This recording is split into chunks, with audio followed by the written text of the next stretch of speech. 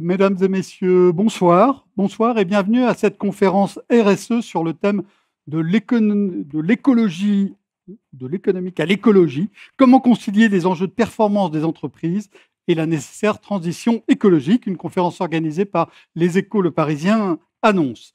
Je m'appelle Jean-Marc Vittori, je suis éditorialiste au quotidien Les Échos et ravi d'animer ces échanges sur des thèmes sur lesquels je reviens souvent, même si demain, hélas, je serai à nouveau sur des histoires de crise financière. Et je vais commencer par la transition écologique, quand le groupe d'experts intergouvernemental sur l'évolution du climat, le GIEC, a appris la réunion. Ils ont sorti hier un gros rapport. Son message est clair, la température de la planète s'élèvera à moyen terme d'au moins 1,5 degré. Ce seuil de 1,5 degré sera enfoncé. Et si on ne veut pas attendre les 2 degrés, si on ne veut pas les dépasser, il faut investir tout de suite, massivement, dans tous les secteurs, dans tous les pays.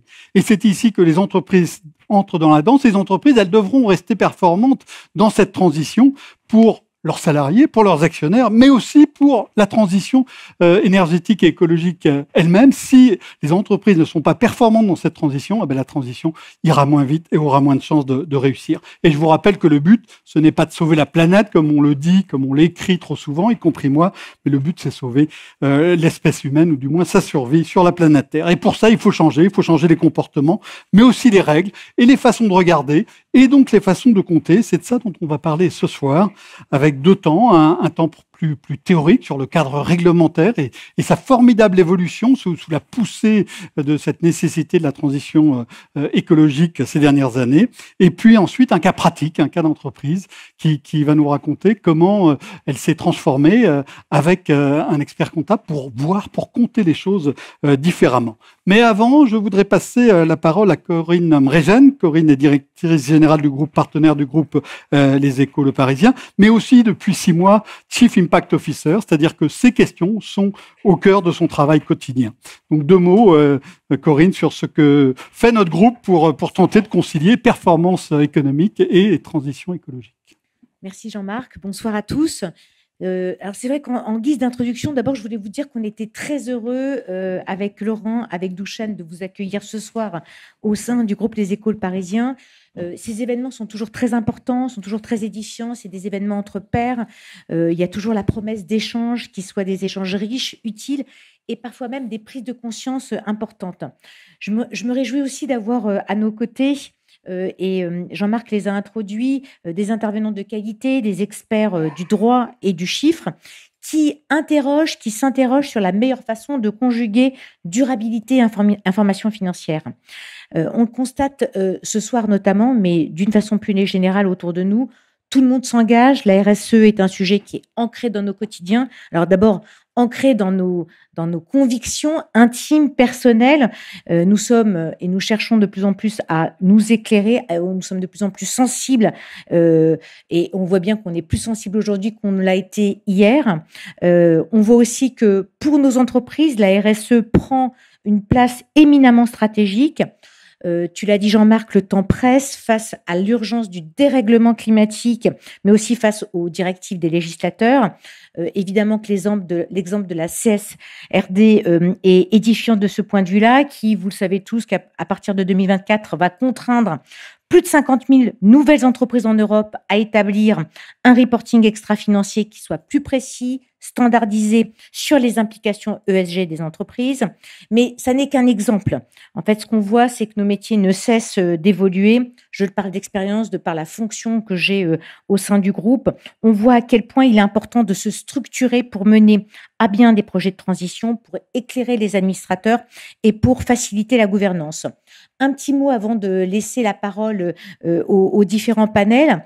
Un mot sur le groupe Les Échos Le Parisien qui est mobilisé depuis 2019 sous l'impulsion de notre PDG Pierre Louette pour mettre vraiment la stratégie engagement responsable au cœur de la stratégie de transformation du groupe avec 3 axes importants. D'abord, un point de départ, à savoir l'énonciation d'une raison d'être, faciliter l'émergence d'une nouvelle société responsable en informant, mobilisant, accompagnant chaque jour les citoyens et les entreprises. Ça, c'est le premier axe.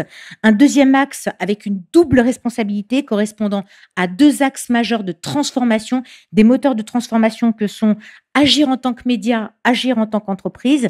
Et enfin, troisième axe, une démarche qui est véritablement structurée, qui est objectivée et qui est mesurée, qui est opposable. On est depuis 2022 à la demande de Pierre Louette, donc en pleine phase d'accélération du déploiement de cette stratégie engagement responsable. En fait, notre sujet, notre objectif, c'est vraiment que le groupe Les Échos, Le Parisien fasse évoluer ses contenus et ses pratiques autour de 3 priorités ESG. La priorité côté environnement, c'est vraiment de se mobiliser et de mobiliser l'ensemble des équipes dans la lutte contre le dérèglement climatique au travers des contenus, au travers de bonnes pratiques, notamment la stratégie des décarbonations. Sur la partie S, sociale, la priorité, c'est d'agir pour davantage de diversité dans nos équipes. Donc, les questions parité hommes-femmes, inclusion, diversité sont au cœur de notre roadmap. Et enfin, sur la partie gouvernance, la priorité, c'est vraiment de faire en sorte que les enjeux environnementaux et sociaux soient au cœur de la stratégie du groupe. Voilà. Donc, c'est pour ça qu'on a sanctuarisé au sein du COMEX cette fonction de Chief Impact Officer et qu'on a créé au sein du groupe 19 référents qui, au sein des comités impact, vraiment irriguent cette stratégie. Voilà. En message de conclusion, vraiment, je voulais redire que le défi majeur, à mon sens, est de concilier performance et transition écologique. On le sait, que l'on soit expert du droit, du chiffre ou des médias, je suis convaincue que nous transformerons ce défi en opportunité en unissant nos forces et nos compétences. Et c'est clairement, je crois, ce que vous allez faire ce soir. Donc, place au débat. Merci à tous encore et très bonne soirée.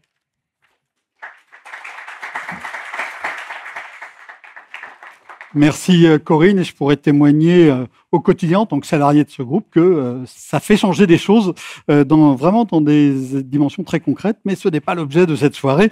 Et on va passer tout de suite au premier temps d'échange maintenant sur le cadre réglementaire, des lois, des règlements, des directives. On croule dessous en matière environnementale et ce n'est pas fini. On va essayer d'y voir un peu plus clair avec 2 avocats, 2 professionnels du droit que j'appelle à me rejoindre sur scène, Patricia Savin et Charles Bobot. On va commencer avec vous, Charles. Voilà, il y a des micros. Vous dirigez un cabinet Bégia que vous avez monté il y a 6 ans, qui comprend maintenant asseyez-vous, qui comprend maintenant plus de 30 avocats. Vous travaillez beaucoup sur le droit immobilier, mais avant de nous parler de ça, comment vous ressentez l'évolution générale du droit sur ces questions environnementales et comment ça s'articule avec l'économie? Tout d'abord, en tant qu'avocat, on est impliqué dans une cause et la cause de la RSE, je l'avais eue dès mes études. J'avais fait 2 mémoires sur le sujet et à l'époque, la RSE, c'était un sujet qui était de droit élitiste, moqué et c'était un droit mou. Depuis, ce droit s'est répandu, il s'est diffusé et il s'est durci. Avant de parler de RSE, on parlait beaucoup de corporate governance, de gouvernement d'entreprise, parce qu'il y avait eu des scandales aux États-Unis, c'était les affaires Enron, WorldCom, il y avait des sujets de risque de conflit d'intérêts, de rémunération des dirigeants, et ça avait abouti à l'élaboration de nouvelles normes de gouvernance, d'audit et de comptabilité. Seulement, la gouvernance d'entreprise, la corporate governance, c'était surtout le sujet des actionnaires. C'était comment rendre le pouvoir aux actionnaires versus les dirigeants, parfois qui est dans certaines sociétés cotées. C'était surtout le sujet des sociétés cotées d'ailleurs. Eh bien, il y avait des croisements, on retrouvait les mêmes dirigeants dans toutes les sociétés cotées et ça pouvait paraître problématique. Donc c'était un sujet élitiste puisque ces sociétés cotées, quand c'est venu en France avec la loi NRE, il y avait l'obligation de publier un rapport dans lequel on s'engageait à suivre un certain nombre de mesures qui allaient au-delà de la loi. Donc soit on devait faire ce rapport, soit on devait justifier pourquoi on n'avait pas fait ce qu'on avait dit. C'était le fameux comply or explain. Ces bonnes pratiques, selon les mauvais esprits, relevaient parfois plus du greenwashing parce que les actions qui étaient entreprises autour de cette politique RSE, eh bien parfois il y avait un investissement financier qui était plus fort dans la communication que dans les actions elles-mêmes. Même si cette critique originelle de la RSE se poursuit, Ensuite, elle a évolué. On est passé du gouvernement d'entreprise à la RSE. Pourquoi? Parce que la RSE, c'est aller au-delà des seuls intérêts des actionnaires, parfois des fonds de pension qui peuvent avoir des intérêts un peu court terme, vers l'intérêt des parties prenantes. Alors les parties prenantes, ça peut être les salariés, ça peut être l'environnement, ça peut être les sous-traitants, ça peut être les consommateurs. C'est très large. Et le sujet, il est devenu un sujet avec les jeunes générations. Et puis là, on le voit aujourd'hui encore plus dans cette période post-Covid. Les mentalités évoluent. Il y a plus seulement la loi NRE, mais il y a les DPEF, CSRD, il y a la loi Pacte. Tout ça, mon interlocuteur en parlera. Et le sujet de mon second mémoire, c'était sur les certificat d'économie d'énergie. On disait que pour ce qui est de l'avenir, il ne s'agit pas de le prévoir, mais de le rendre possible. C'est Antoine de Saint-Exupéry. Eh bien, en appliquant cette citation aux dangers prédits par la planète et le réchauffement climatique, eh bien, on a pris en application du principe pollueur-payeur des entreprises polluantes, eh bien, se sont retrouvées à devenir motrices pour favoriser des actions d'économie d'énergie. Donc, on a eu une évolution du droit et de la façon de prendre en compte ces questions qui est tout à fait impressionnante. Donc, on va parler maintenant de changements du cadre qui ont été tout à fait importants. Avec vous, Patricia Savin, vous avez un profil différent de celui de Charles. Vous travaillez chez DS Avocats, qui est un cabinet français d'un gros cabinet mondial. Vous dirigez le département environnement qui comprend 15 avocats. Et vous présidez aussi le réseau ORE, comme l'ORE de la forêt, qui associe des entreprises, des collectivités locales pour travailler sur ces questions, ce qui amène notamment à creuser l'économie circulaire, la biodiversité, d'autres thèmes importants. Et vous allez nous faire le point sur 3 textes récents, trois changements essentiels qui redessinent vraiment le cadre dans lesquels les entreprises doivent travailler, et en commençant par la loi Pacte. Donc là, on est en 2019. Oui, merci. Bonsoir à tous. Préalablement, en écho au propos introductif, je voudrais quand même rappeler qu'il n'y a pas que le climat. Nous avons 3 grands défis à relever collectivement, à savoir le réchauffement climatique, qui est adressé au niveau international par la Convention-cadre des Nations Unies contre le changement climatique. Nous avons l'érosion de la biodiversité, 6e extinction des espèces.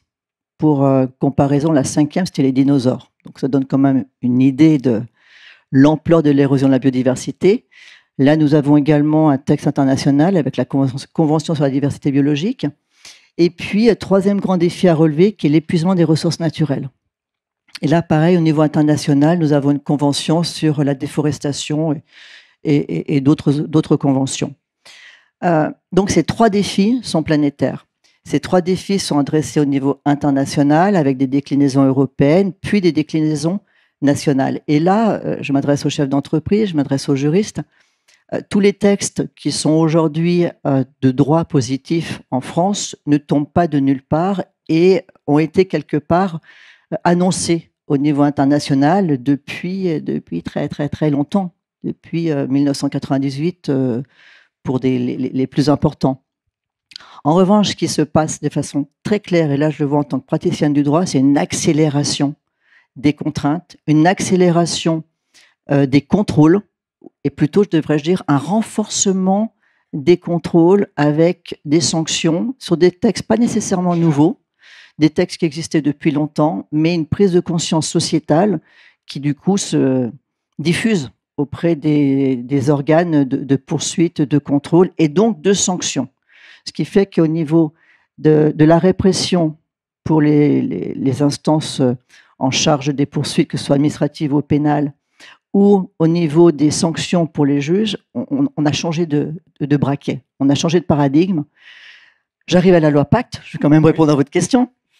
La loi Pacte, c'est une révolution. En 2019, lorsqu'elle a été publiée, je disais attention, on change de monde. On change de monde parce qu'on a touché au Code civil. Donc c'était le rapport Nota-Sénard qui avait dit on ne peut pas continuer si les entreprises ne sont pas des acteurs, non pas responsables au plan civil, pénal ou administratif, ça c'est une contrainte, mais que les entreprises deviennent responsabilisées. Et on les responsabilise en touchant au Code civil, qui est le sacro-saint code, hein. On n'est plus dans le Code de l'environnement, et on dit bien à l'article 1833 que les entreprises sont gérées dans leur intérêt social, ça c'est classique, avec le petit ajout, en prenant en considération leurs impacts environnementaux et sociaux. À l'époque, en 2019, on disait au secours, On ouvre une boîte de Pandore et on va voir tous les recours possibles parce que quelle activité est faite en prenant de façon réelle en considération les impacts environnementaux et sociaux. Donc, en tous les cas, c'est dans le Code civil, ça a été adopté et on ne peut pas faire comme si l'objet social était simplement de verser des dividendes aux actionnaires. Ce n'est plus possible. Premier point. Deuxième point, la loi Pacte, pareil, en petit curseur, mais qui n'est pas anodin, permet et a introduit dans le Code civil la notion de raison d'être. Alors, le groupe Les Échos a adopté sa raison d'être. De nombreux clients autour de moi adoptent leur raison d'être, qu'on peut mettre dans les statuts ou pas. Ça, c'est un choix. Ce qui est certain, c'est que l'intérêt d'adopter une raison d'être, c'est qu'elle doit se bâtir, cette raison d'être, avec l'ensemble des salariés de l'entreprise. Et ça crée un moment de cohésion avec un but commun au sein de toutes les parties prenantes d'une entreprise donnée. C'est un très bel exercice. Pour avoir accompagné des entreprises dans cette démarche, c'est très participatif et ça renforce la marque employeur, bien évidemment. Les jeunes, aujourd'hui, ce qu'ils veulent, c'est travailler pas n'importe où et pas n'importe quelles conditions. Donc, une entreprise qui est dotée d'une raison d'être, eh bien, elle est un peu plus sociétalement, je dirais, concernée. Et puis, je termine par le troisième élément important de la loi Pacte, qui est la possibilité de devenir société à mission. Donc, une fois qu'on a adopté une raison d'être, qu'on la met dans ses statuts, on peut, si on le souhaite, devenir société à mission. Là encore, il ne faut pas le faire à la légère, parce que les sociétés à mission sont, par rapport à leur charte, contrôlées par un organisme tiers indépendant. Si on n'est pas totalement certain de pouvoir adresser et de pouvoir être totalement en phase avec la mission qu'on s'est assignée, moi, mon conseil, c'est dotez-vous d'une raison d'être, vivez cette raison d'être, voyez via des comités de suivi de la raison d'être si elle est bien intégrée par toutes les parties prenantes, et puis ensuite, le cran d'après, s'il est souhaité, devenir société à mission. Donc la loi Pacte, 3 bouleversements qui permettent aux entreprises d'être responsabilisées. Ce que vous disiez sur la responsabilité, ça me rappelait ce que j'avais entendu chez un chef d'entreprise qui s'appelle Brice Rocher, qui dirige Yves Rocher, et qui disait que la responsabilité, elle était sortie du champ de l'entreprise d'une certaine manière au 19e siècle. On a créé la responsabilité limitée, l'entreprise à responsabilité limitée, et c'était pour d'excellentes raisons, et ça a permis de faire des progrès considérables. Et il dit un siècle et demi plus tard, il est nécessaire que cette responsabilité revienne, et ça n'est pas surprenant. Et puis un autre point sur l'entreprise, sur la raison d'être. On dit parfois que c'est du marketing. Moi, j'avais eu un témoignage d'un autre chef d'entreprise qui dirige une grosse entreprise ferroviaire française, je ne sais pas si vous voyez laquelle, et qui disait, on a réfléchi sur notre raison d'être. C'était évidemment la mobilité, mais c'était évidemment la mobilité propre. Et à partir du moment où on réfléchissait là-dessus, on s'est dit, il faut qu'on accélère notre programme de décarbonation de notre outil de transport, d'où l'acquisition de trains à hydrogène qu'ils ont accéléré suite à cette réflexion. Donc c'est à la fois très théorique, très participatif, mais ça a aussi des conséquences très concrètes tout de suite sur la gestion de l'entreprise. Si vous permettez, juste responsable, mais surtout responsabilisé. La différence est importante. Deuxième texte essentiel, donc là, 1 an plus tard, c'est la loi économie circulaire. La loi AGEC, en février 2020. Alors cette loi dite économie circulaire, là encore, vous allez croire que je suis un invétéré optimiste, mais je crois qu'il faut vraiment, parce que sinon on choisit son pont et ce serait dommage. La loi économie circulaire, elle bouleverse tout un système, que ce soit du producteur au consommateur. Elle invite vraiment à produire différemment, elle invite à consommer différemment, elle invite le producteur à devenir un acteur et le consommateur à devenir un consomme-acteur. Donc, je ne vais pas dérouler la loi économie circulaire, mais quelques exemples. Elle impose pour les producteurs de prévoir à l'avenir un indice de durabilité, de réparabilité. On ne peut pas décliner cet indice de durabilité et réparabilité sans avoir réfléchi en amont à son produit. Et aujourd'hui, j'accompagne de nombreux grands groupes industriels, producteurs qui se disent, bon, cette loi, elle rentre en vigueur, elle a été adoptée, les décrets d'application ne sont pas encore tous publiés, mais on voit bien ce vers quoi elle tend. Et elle tend vers une obligation pour le producteur de penser différemment sa production et d'être plus dans une logique d'éco-conception. Et si on est dans de l'éco-conception, ça veut dire qu'au niveau de l'épuisement des ressources naturelles, on ne pourra pas faire comme si on n'avait pas conscience que je fais de la déforestation n'importe où, n'importe comment, en écho à table ronde qui suit. On ne pourra pas dire que je ne suis pas dans une logique de circuit court, etc. Donc ça oblige vraiment à repenser tout le modèle économique de production. C'est un challenge formidable.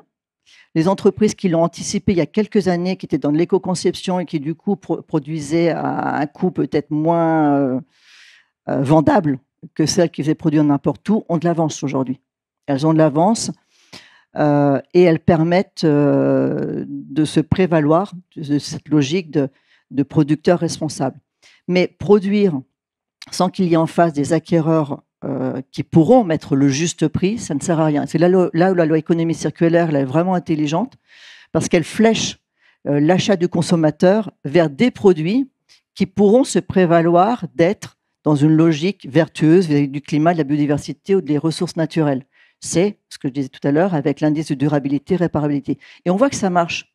L'électroménager avec les étiquettes A, B, C, D, E, l'électroménager en étiquette A, en général, il est plus cher. Sauf que le consommateur sait qu'il va se retrouver dans la consommation quotidienne. Et il va vers ce type d'achat. Donc, il y va soit par intérêt, je dirais, financier, en disant, bon, j'investis, mais je m'y retrouve, soit par éthique ou morale ou ce que vous voulez. Et tant mieux s'il y a une convergence, et peu importe la motivation, je dirais.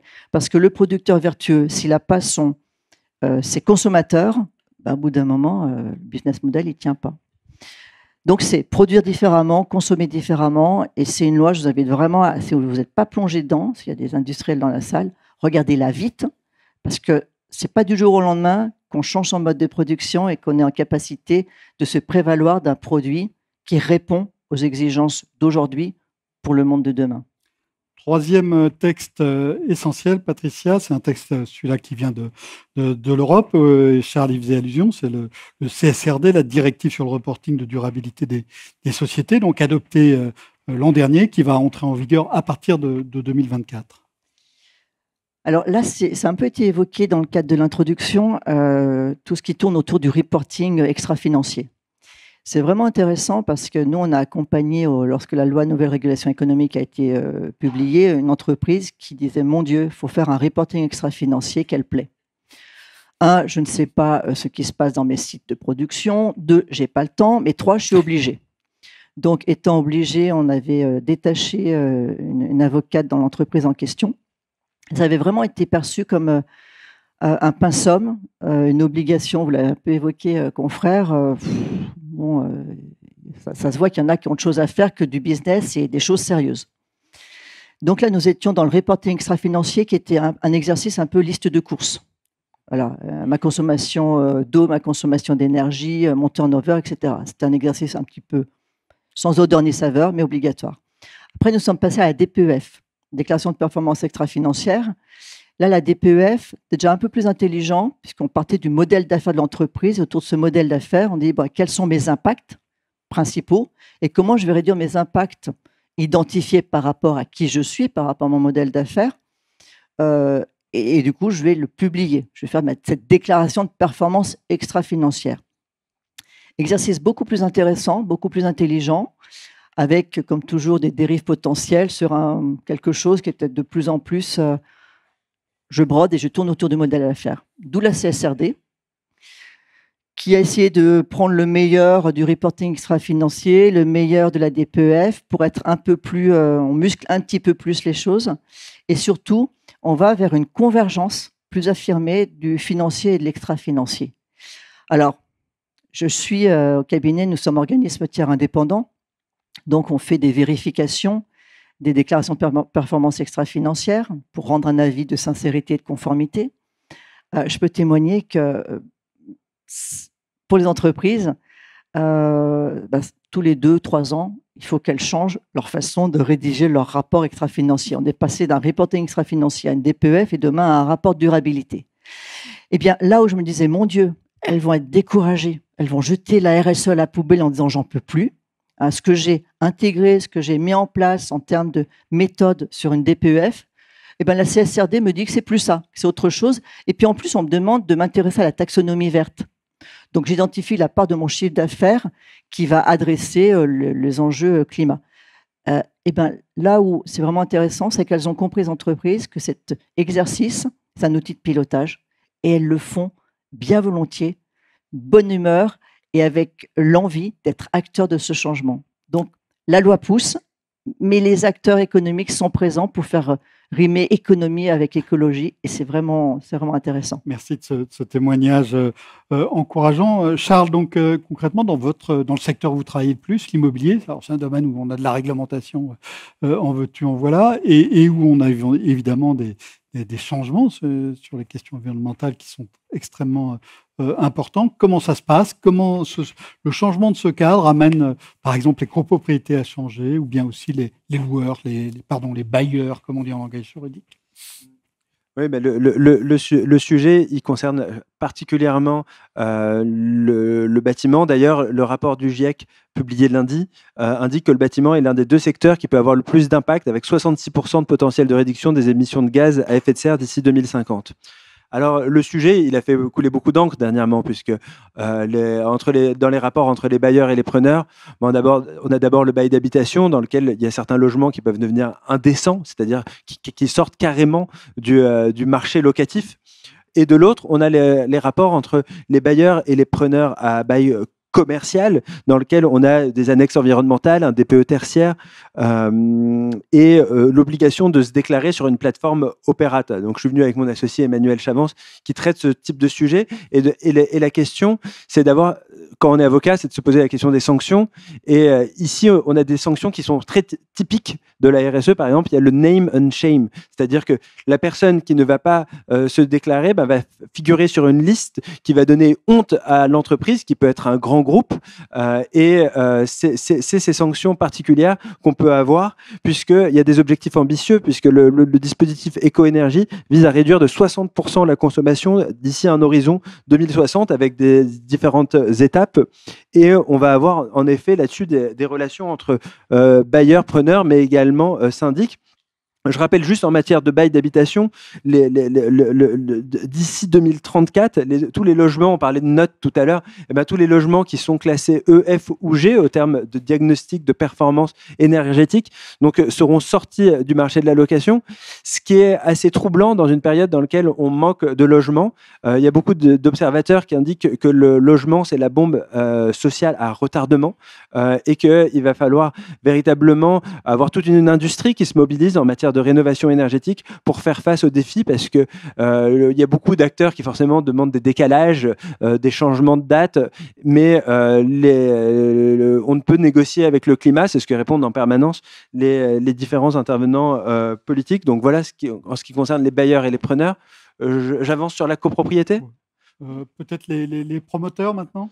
D'accord. En matière de promotion, de droit de la construction, c'est ce que je vous indiquais à l'instant. On a une bombe sociale à retardement avec des prix qui ont explosé avec le coût des matériaux et l'envolée des taux.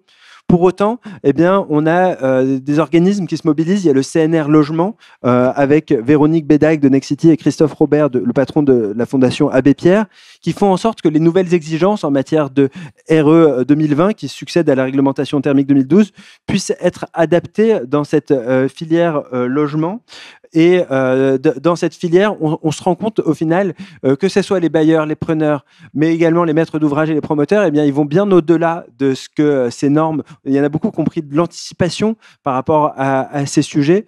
On va de plus en plus sur une vision long-termiste. En copropriété, on a des syndics qui ont des obligations de faire des plans pluriannuels de travaux sur 10 ans. Et aujourd'hui, ce que je veux dire, c'est que la valeur verte, ce n'est pas seulement un coût quand on achète dans un immeuble en copropriété, quand on est bailleur, quand on est preneur.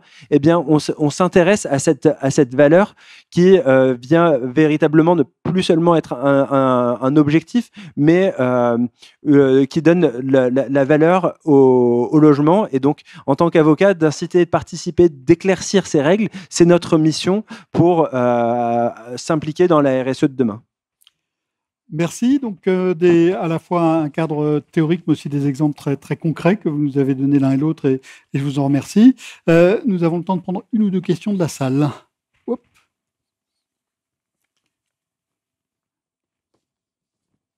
Alors, personne ne se lance. Je sais que c'est toujours compliqué la première fois, mais ensuite on n'arrive plus à arrêter.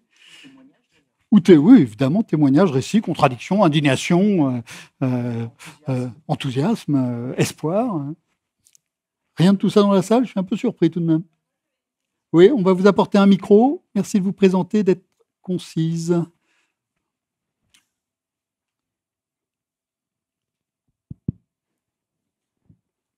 Bonsoir à tous.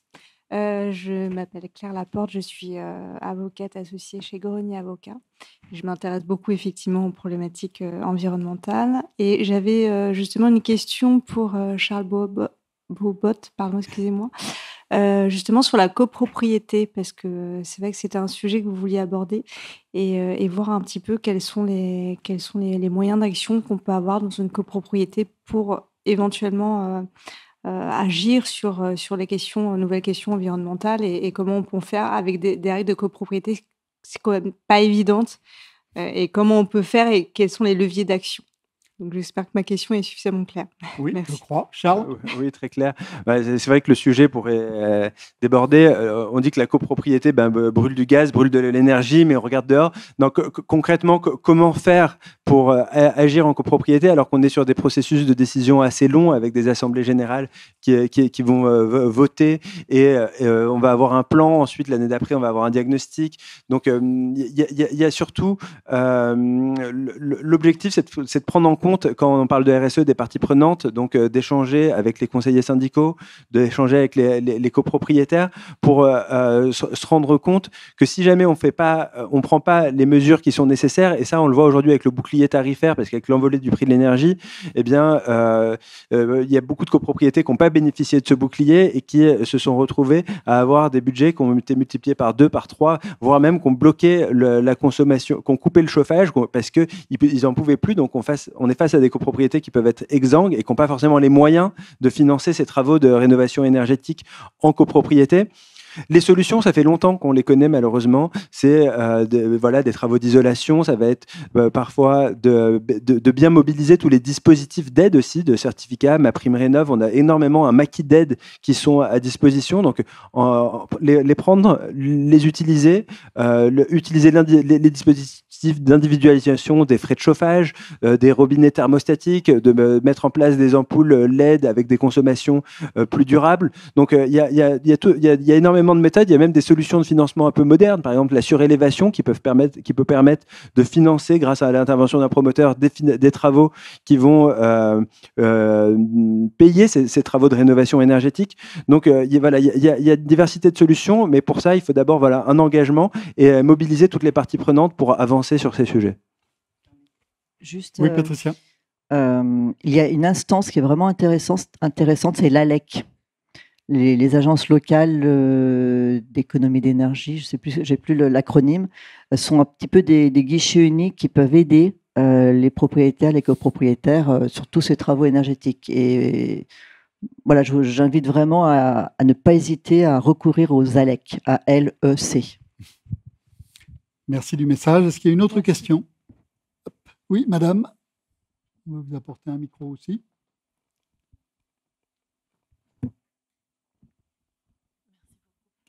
Oui, bonjour, Cécile Ternoir, avocate au cabinet Fidal et j'accompagne les entreprises en droit social. Je voulais juste apporter une toute petite nuance sur l'idée générale que en impulsant la RSE au sein de l'entreprise, on va tout de suite apporter une cohésion au sein de l'entreprise. Moi, ce que j'ai pu observer, c'est que cette cohésion n'est pas immédiate parce que si je change ma manière de fonctionner, ça veut dire que je vais demander à mes salariés potentiellement des changements, eux aussi, dans leur manière de travailler. Et ça peut impliquer des changements de rythme de travail. J'insiste pas spécialement. Changement de lieu de travail. Si par exemple je dis télétravail, il y en a, en fait, ils n'aiment pas le télétravail. Etc. Ou manière de travailler, moins de papier. Moi, personnellement, moins de papier, ça m'a demandé un effort. Et vous, d'ailleurs, j'imagine sur la scène, c'est pareil. Et du coup, cette cohésion, doit se travailler.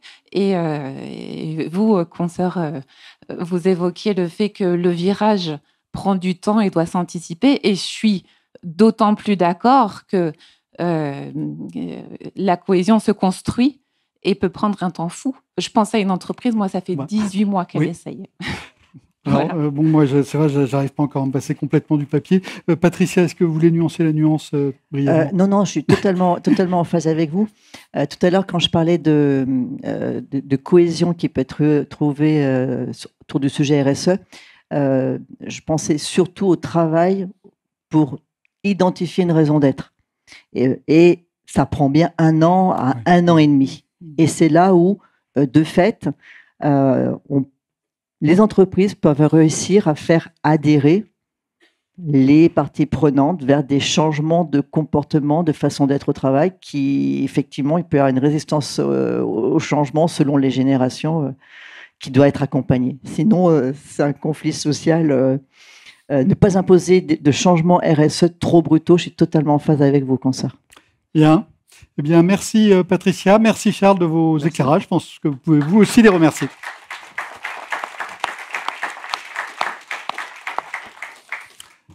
Deuxième temps, donc assez différent. Nous allons prendre un exemple concret qui porte sur la façon de regarder. J'appelle à me rejoindre sur scène Hervé Bégaud et Stéphane Ledentu.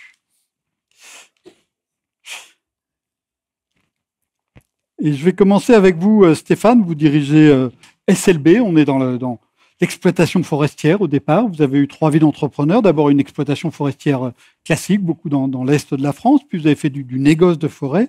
Et puis depuis une petite quinzaine d'années, vous vous êtes mis à l'exploitation durable de forêt et notamment à l'international, surtout à l'international, puisque vous exploitez aujourd'hui 7000 hectares en Roumanie et 3600 hectares au Brésil, qui est évidemment un terrain absolument passionnant et où la forêt est un enjeu absolument essentiel, non seulement pour le Brésil, mais pour la planète tout entière. Vous vendez aussi de la compensation carbone, un amendement organique. Vous avez développé des marchés nouveaux à partir de ce travail, ces réflexions. Vous êtes relativement petite entreprise, vous avez 30 salariés, vous faites un peu moins de 100 millions d'euros de chiffre d'affaires. Et pour faire de la forêt durable, il faut faire de la forêt autrement. Il faut trouver un autre équilibre entre humain et nature. Il faut préserver des espaces tout en faisant de la productivité, parce que sinon on disparaît ou on risque de disparaître assez vite. Et vous en êtes venu à la conclusion qu'il fallait donc compter autrement. Et je voudrais que vous nous racontiez un tout petit peu ça pour commencer. Avec plaisir. C'est bon, vous m'entendez? Donc, évidemment, pour répondre à votre question, c'est-à-dire que l'important, c'est de préserver nos forêts déjà existantes. Et pour ça, je trouvais aberrant de couper des arbres qui mettaient 200 ans à pousser pour en faire ce qu'on appelle des meubles non durables. Donc, on a travaillé sur un programme d'afforestation, mais surtout, déjà 15 ans, parce que ça fait déjà 15 ans que je fais ce métier, c'est l'éconologie. Alors, l'éconologie, c'est extrêmement important. Oui. Définissez les 2 mots. Afforestation, parce que voilà. Ah oui. Jusqu'à il y a 2 jours, je dois avouer que j'étais. Voilà. Dites-nous ce que c'est. Alors, afforestation, nous partons d'un sol abîmé par une agriculture intensive, c'est-à-dire qu'il y a eu beaucoup d'intrants chimiques, donc elle devient seulement support, ce sol. Donc, elle est plus capable de réagir d'elle-même. Donc, c'est là qu'on apporte, et la seule solution, c'est de planter des arbres. Donc là, on fait ce qu'on appelle de la forêt commerciale sur 60% de la surface et 40% en forêt endémique d'origine pour recréer toute la biodiversité, le biotope nécessaire à la vie de la forêt et surtout de pouvoir remettre en place tout son capital hydrique. Parce que on parle souvent de planter des arbres, mais il y a tout un écosystème qui est très important, c'est-à-dire le sol, évidemment, l'eau, surtout sa préservation, mais également, évidemment, le climat et la topologie des terrains. Donc, vous voyez, c'est plein de paramètres qui rentrent en compte. Donc, la forestation, c'est on agrandit la forêt, on reboise pas, c'est-à-dire qu'on est là justement, quand on plante 1 hectare d'eucalyptus de la façon raisonnée que nous faisons au Brésil, on empêche de couper et on substitue à 6 hectares de forêt amazonienne. Parce que c'est beau de dire qu'il ne faut plus couper d'arbres, mais si on n'apporte pas des solutions, eh ben celle-ci, c'est très difficile à changer puisque les gens ne changent pas de comportement parce que indirectement, nous sommes tous responsables de la déforestation. Mais au-delà de ça, c'est le programme éconologique. Éconologique, Donc, j'ai pris ce mot-là au canadien, hein, j'ai rien inventé, mais je le trouvais charmant.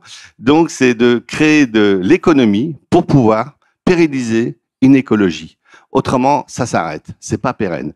Et avant tout, il fallait que je trouve évidemment des hommes. Et l'humain est au centre important parce que on parle souvent de développement durable, on parle souvent d'ISR, de RSE, tous ces mots-là sont arrivés il y a très peu de temps. Nous, on l'a mis en application depuis plus d'une quinzaine d'années, en s'améliorant sans cesse, en s'entourant de gens compétents pour nous accompagner, tel qu'un organisme qui s'appelle Kinomé. Kinomé, je vous invite à aller voir son site, c'est KINOME. Celui-ci vient contrôler notre comportement du groupe vis-à-vis aussi bien de nos travailleurs, nos prestataires et également nos voisins. Parce que tout ça peut pas être construit sans l'accord et le bien-être de tout le monde qui se trouve autour de nos plantations au Brésil. L'écologie, évidemment, ce centre, il est extrêmement important parce que sans la biodiversité, il n'y a pas de production. Et s'il n'y a pas de production, eh ben, c'est les maladies qui arrivent, il y a plein de paramètres qui rentrent, ça s'appelle la monoculture. La monoculture, vous allez me dire, l'eucalyptus c'en est, évidemment, c'est vrai. La forêt de Fontainebleau à l'époque sous Colbert, c'est pareil. Donc si vous aimez mieux, qu'est-ce qu'on appelle? L'important, c'est de le faire d'une façon intelligente, c'est de planter pas suffisamment d'arbres, mais seulement 1100 arbres à l'hectare pour pas éviter de puiser le capital hydrique.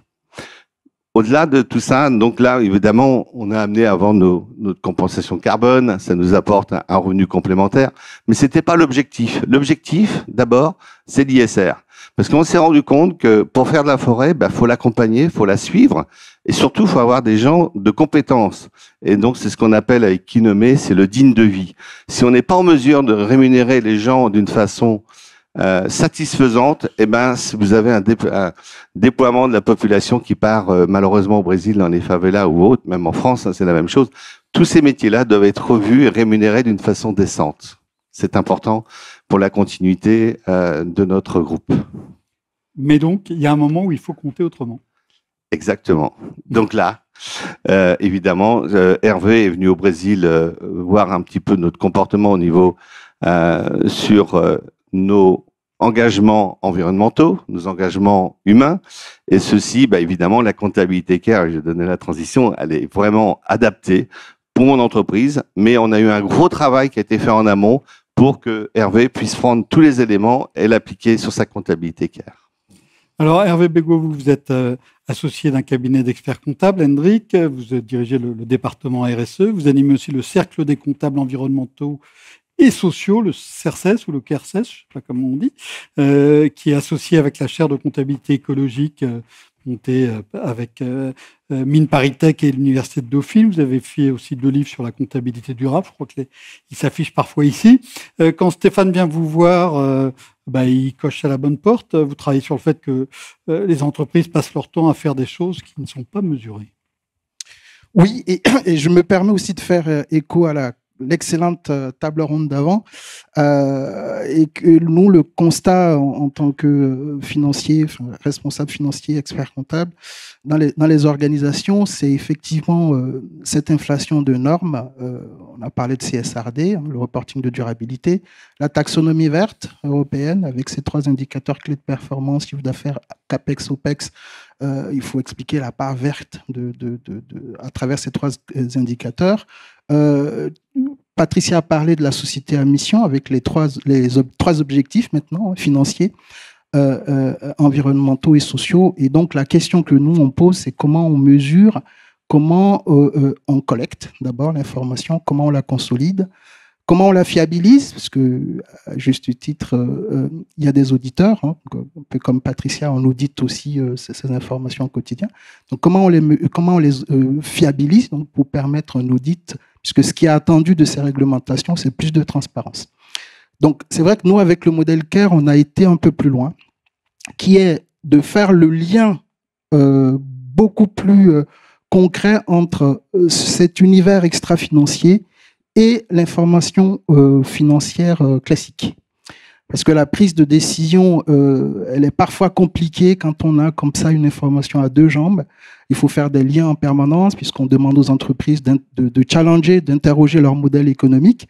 Donc, c'est le cas de Stéphane. Donc, ils ont un modèle économique qui est challengé. Ils font des choses qui ne sont pas valorisées, qui ne sont pas mis en avant. Et s'ils font mal, c'est pas non plus montré aux parties prenantes. Donc, l'objectif de CARE, on a repensé, et alors quand je dis on, c'est tout un écosystème de chercheurs, effectivement. Alors, c'est pas Mines, c'est AgroParisTech, c'est Dauphine, et puis l'Ordre des experts comptables maintenant, parce que j'ai la chance d'être vice-président de l'Ordre des experts comptables au niveau national. Donc, on essaye de fédérer à la fois des chercheurs, des praticiens, pour essayer de faire avancer ce modèle. Donc, on a repensé un bilan, un compte de résultats, les annexes, toute l'architecture de la prise de décision, finalement, pour y introduire la notion de capitaux naturels, capitaux humains, aux côtés du capital financier. Donc, l'objectif, et c'est ce qu'on a fait avec le groupe SLB, c'est d'abord de démontrer dans les comptes classiques toutes les dépenses que fait Stéphane, c'est-à-dire qu'ils sont pas visibles.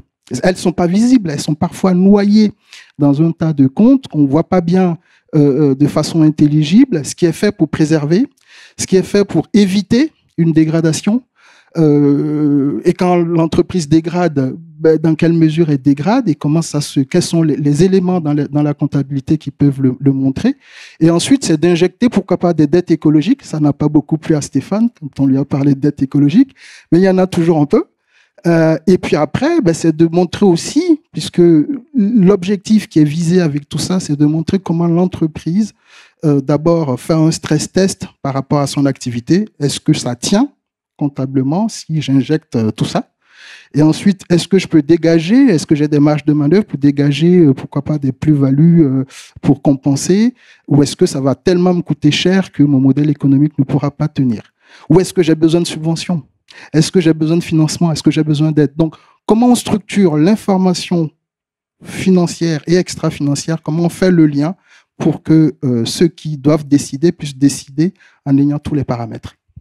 Stéphane, quand Hervé vous explique tout ça, alors ça correspondait à votre demande, mais en même temps, qu'est-ce qui vous a surpris? Est-ce que il a fallu collecter des informations qui étaient de nature totalement différente de celles que vous aviez l'habitude de collecter? Comment ça s'est passé?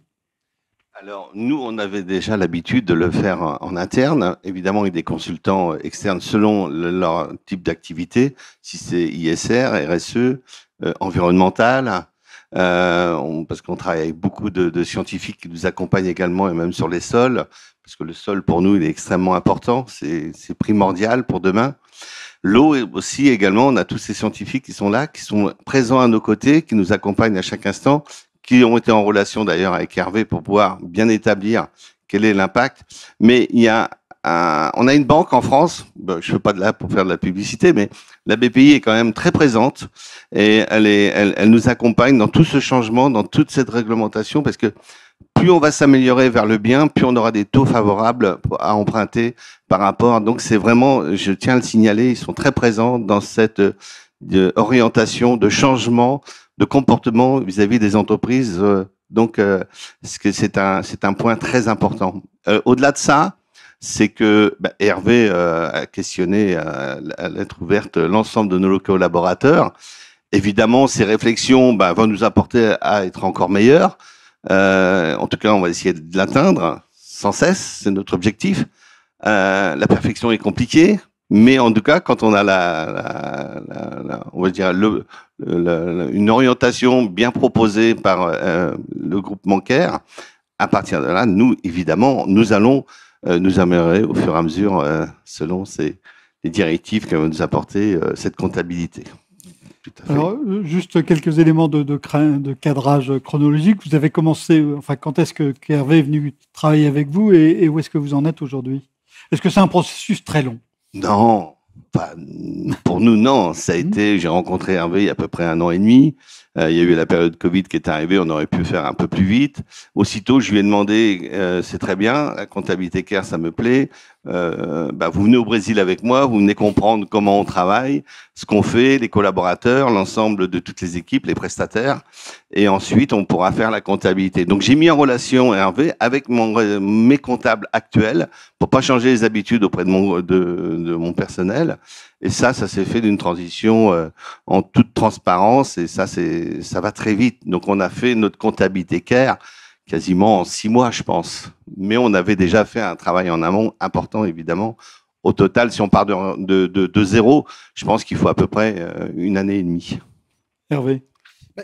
Ce qui était un peu plus facile avec Stéphane, c'est effectivement, on avait déjà de disponible une masse d'informations, notamment sur ce qu'on nous on appelle, parce qu'il y a 2 briques dans CARE, hein, ce qu'on appelle la comptabilité biophysique. Donc, tout ce que dit Stéphane sur l'eau, l'air, la biodiversité, les sols, etc. Donc, il y avait déjà pas mal d'informations étaient déjà collectées. Voilà. Donc, ce que nous, on a fait, c'est de challenger ces informations. Voilà. Donc, le degré de fiabilité, effectivement, beaucoup de scientifiques autour, beaucoup d'études très sérieuses. Donc, pour un comptable, quand on n'a pas des éléments de preuve, on a du mal à avancer. Donc, on a d'abord fait ce travail de validation et de fiabilisation, de vérifier la fiabilité des informations qu'on va injecter dans les comptes. Et ensuite, oui, c'est de voir concrètement le processus, ce qui est fait. Donc, c'est pour ça que le voyage au Brésil était très intéressant pour moi, de voir concrètement ce qui était fait, quelles étaient les étapes, les difficultés aussi. Donc, de recenser tout ça et de voir comment on structure les comptes classiques et comment on rajoute la brique CARE pour présenter les comptes. Effectivement, en 6 mois, on a réussi à sortir un premier jeu de comptes et en lien avec mon confrère, expert comptable. Alors, il faut bien comprendre que nous, on est à l'intersection des 2 mondes finalement, hein, de ceux qui, tous les scientifiques qui mesurent les sols, les éléments biophysiques, et nos confrères qui font les comptes classiquement. Donc on a dû complémentaires et non absolument. On n'est absolument pas là pour remplacer l'expert comptable ou le directeur financier. C'est vraiment d'apporter, de faire cette jonction, ce lien. Et nous, notre spécificité, c'est ça, c'est faire ce lien entre l'extra-financier, hein, donc soit juridique, soit parce que l'entreprise veut démontrer un certain nombre de choses, donc on va challenger, et ensuite de faire le lien avec les comptes classiques. Stéphane, vous avez dit en 6 mois, on a avancé. Concrètement, vous sortez des comptes différents J'aurai le résultat final à peu près vers le 15 avril. D'accord, donc c'est tout bientôt. Oui, dans précisément 1 mois. Mais au-delà de ça, c'est que grâce à Hervé, ça nous a appris encore, on travaillait le sol, on travaillait les arbres, mais on est allé plus loin maintenant, on travaille le sous-sol. Encore avec un autre partenaire, parce que le sous-sol, c'est ce qu'il y a de plus important. Aujourd'hui, on parle de captation de CO2 à travers les arbres, à travers les océans, etc., mais on oublie le sol. Et le sol, c'est un élément qui respire, et tous ces engins qui font plus de 30 tonnes, qui est pour moi une aberration aujourd'hui sur l'agriculture. Donc vous voyez, que ce soit l'agriculture, que ce soit le forestier et autres, c'est pas du tout adaptable pour pouvoir, parce que autrement on n'arrive pas à reconstituer notre capital hydrique. Et ça, c'est terrible. Donc là, grâce, c'est des observations qui nous ont apporté. Donc, j'en fais la promotion parce que c'est un être extraordinaire. C'est Genesis qui est là, qui nous accompagne également dans l'étude de tous nos sols pour pouvoir améliorer notre production. Ça rejoint ce que disait Patricia tout à l'heure, c'est-à-dire c'est aussi des outils de pilotage qui sont tout à fait tout à fait précieux. Alors Hervé, là, vous avez travaillé visiblement en bonne entente, mais tout de même ça n'a pas dû bien se passer tout le temps. Les difficultés qui vous paraissent importantes à mentionner pour le savoir, pour savoir aussi comment on les surmonte. La première, c'est ce que je disais, l'information. C'est-à-dire que tout ce que je raconte là, mesurer, valoriser, transformer en valeur monétaire, pour nous, c'est très facile. C'est pas très compliqué.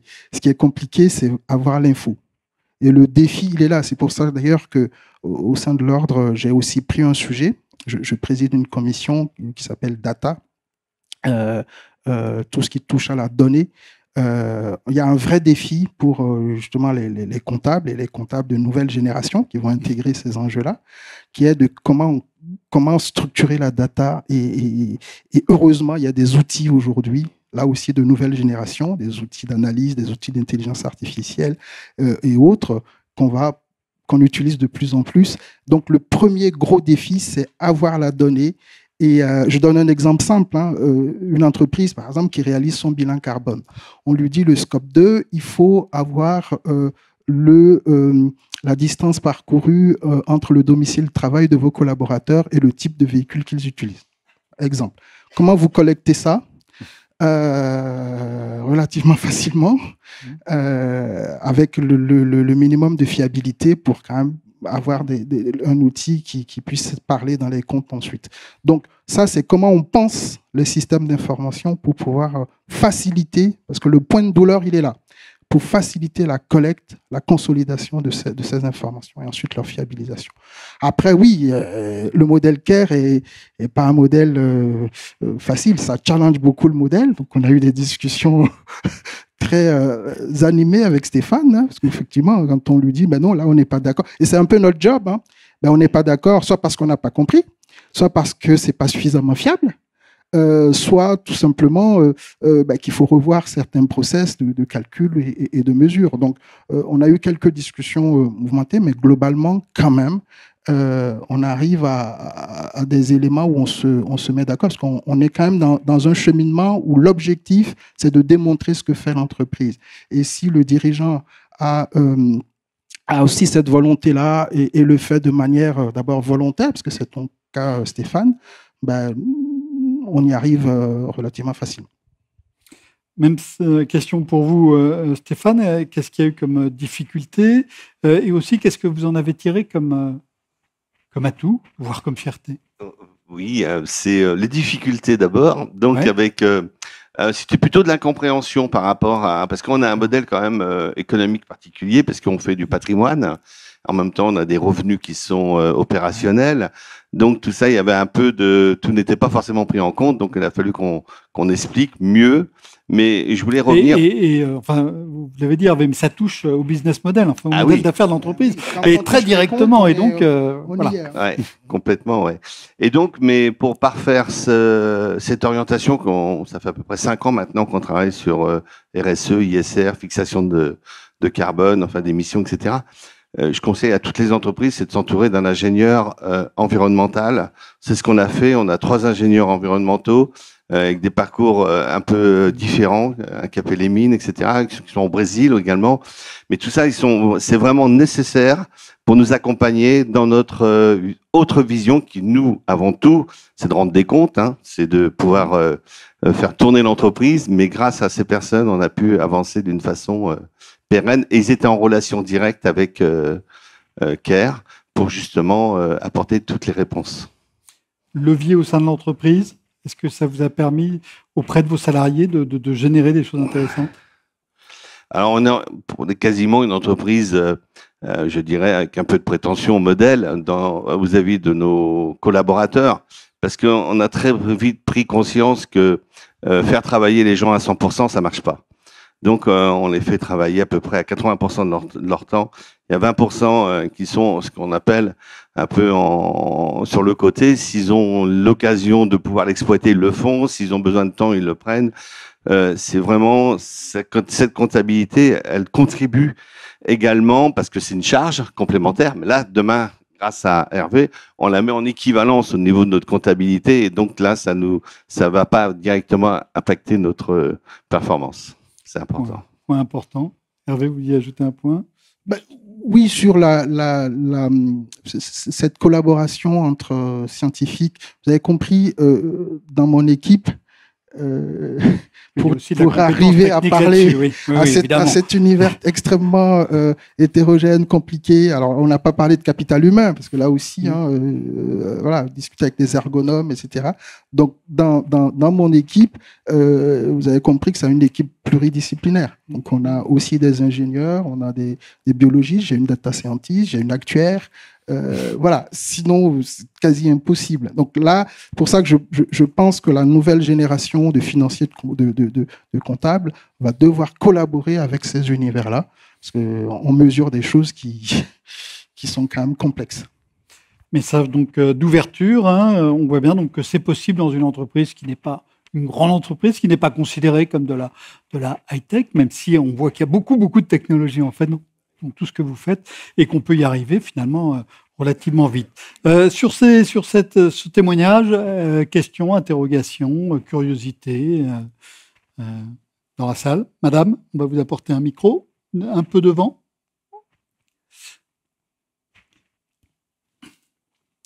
Merci de vous présenter aussi. Oui, je m'appelle Romy, je suis étudiante en master à l'ESSEC en Sustainability Transformation. Et donc, j'avais une question pour Hervé. Vous avez parlé de dette écologique. En fait, comment est-ce qu'on repaye cette dette? Et combien d'entreprises sont d'accord avec ce type de calcul? Au début, comment est-ce qu'on l'évalue déjà? Alors, on l'évalue, c'est très simple. Hein. En fait, on a deux niveaux de mesure. D'abord, dans la comptabilité biophysique, on mesure ce qu'on appelle les indicateurs d'état. Où en est l'entreprise par rapport à un capital donné? Au niveau des sols, est-ce que le niveau d'émission ou de pollution est à un niveau acceptable? Si ce n'est pas le cas, on le confronte avec ce qu'attendent les scientifiques. Par exemple, si on vous dit le taux de nitrate dans l'eau doit être de temps, bon, ce n'est pas nous. C'est dit, soit dans une réglementation, Patricia connaît bien ça, ou les scientifiques, par exemple, par rapport au CO2, les Science-Based Targets, on disent, voilà, il y a des objectifs de temps. Donc, nous, on confronte les deux, très simple, confronte les deux en disant, voilà, où en est l'entreprise par rapport à cet objectif. Et la dette, c'est tout l'effort qu'il va falloir faire pour respecter l'objectif qui est attendu. Voilà. Donc, c'est le coût très concret, démontré, de coûts, ce qu'on appelle des coûts de réparation qui permettent d'atteindre l'objectif qui est visé. Et là, c'est très douloureux pour l'entreprise, parce que là, on challenge vraiment, on dit, voilà, si vous voulez être durable, hein, au sens, vous le dites vous-même, avec des objectifs, des éléments concrets, donc nous, on va vous injecter des dettes, à charge pour vous d'éviter. On a aussi quelque chose qu'on appelle les coûts d'évitement.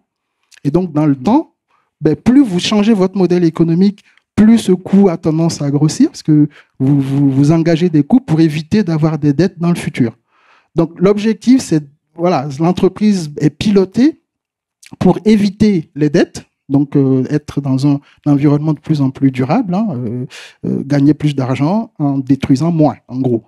Alors, est-ce qu'elles acceptent? Le problème, c'est que si je pose la question comme ça, je ne fais pas bien mon job. Voilà.